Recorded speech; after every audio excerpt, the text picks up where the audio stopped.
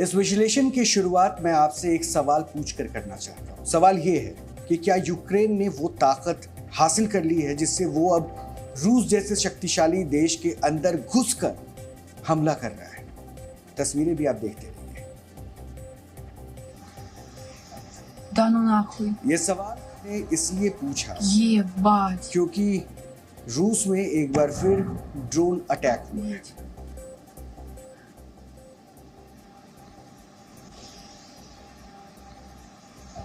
रूसी शहर वोरोनिश पर हुए ड्रोन हमले में लोगों में दहशत है और ये उसी हमले का वीडियो है जिसे किसी ने अपने मोबाइल फोन से बनाया।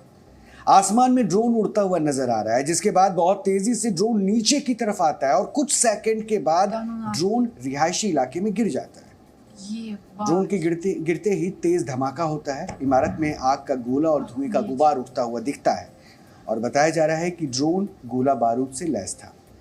इस ड्रोन हमले में 3 रूसी नागरिक जख्मी हुए जबकि रिहायशी इमारत के कई फ्लोर तबाह हो गए। शीशे टूट गए और दीवारें ढह गई।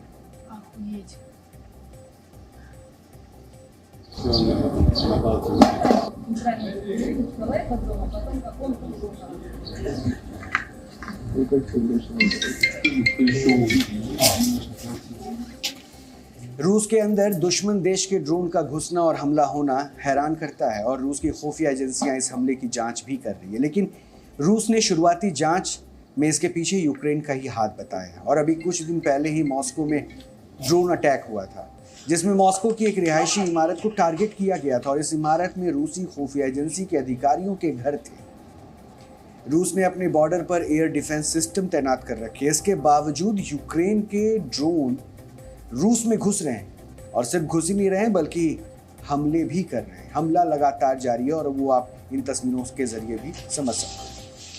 मॉस्को समेत रूस के शहरों में यूक्रेन का ड्रोन अटैक बड़ी बात है और इन हमलों से रूस के बाहुबली होने पर ही सवाल उठ गए।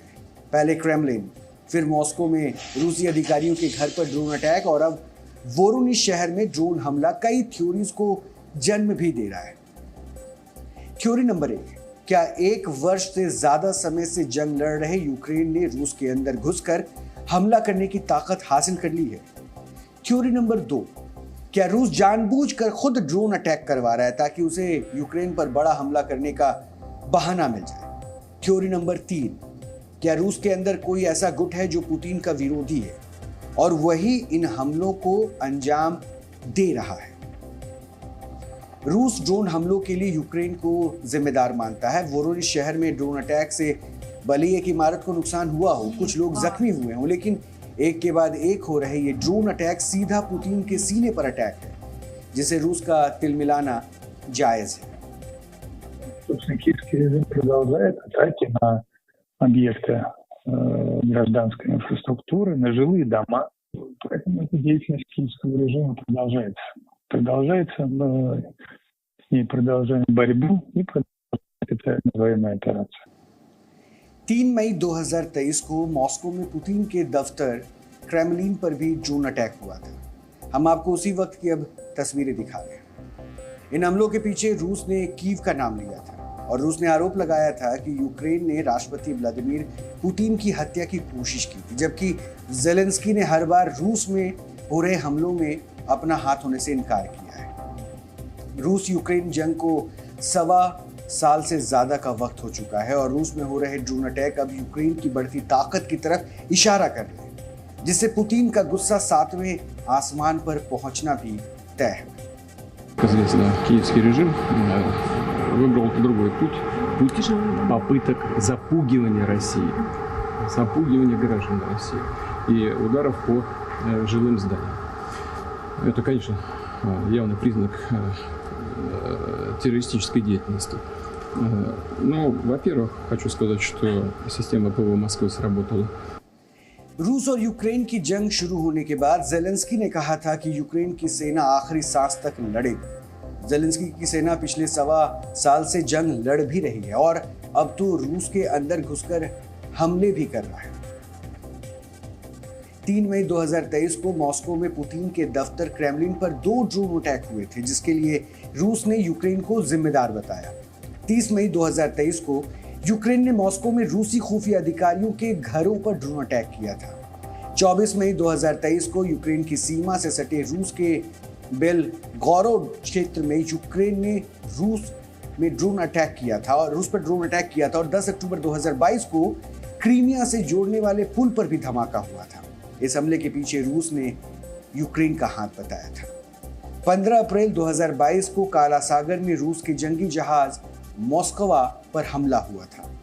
इस हमले के बाद पुतिन की शान कहे जाने वाली जंगी जहाज मॉस्कवा समंदर में डूब गया था और इसके लिए भी रूस ने यूक्रेन को जिम्मेदार बताया था। यानी एक के बाद एक ऐसे हमले हुए जिसके लिए रूस ने यूक्रेन को जिम्मेदार बताया।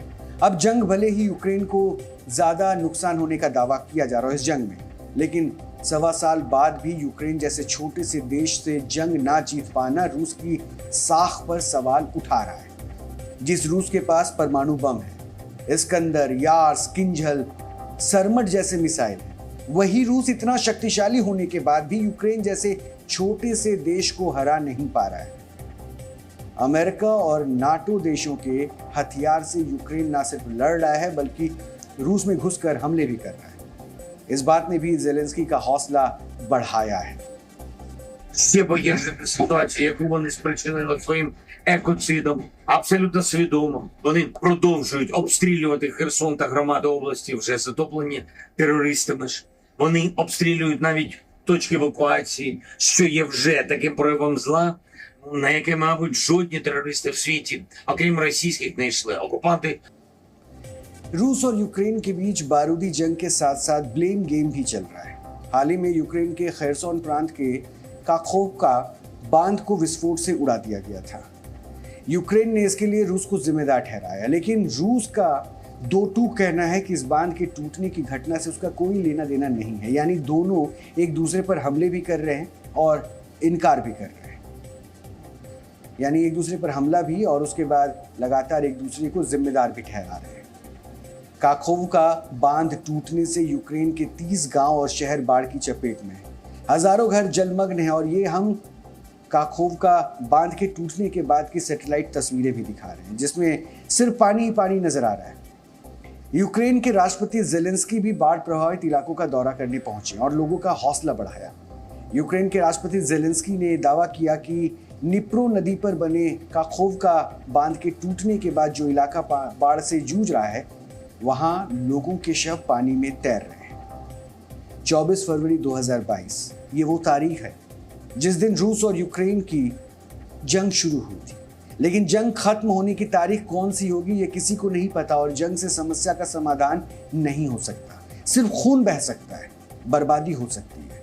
दोनों देशों ने इस जंग को अपनी साख से जोड़ लिया और यही वो बात है जो इससे जंग को खत्म नहीं होने दे रही है। Z News.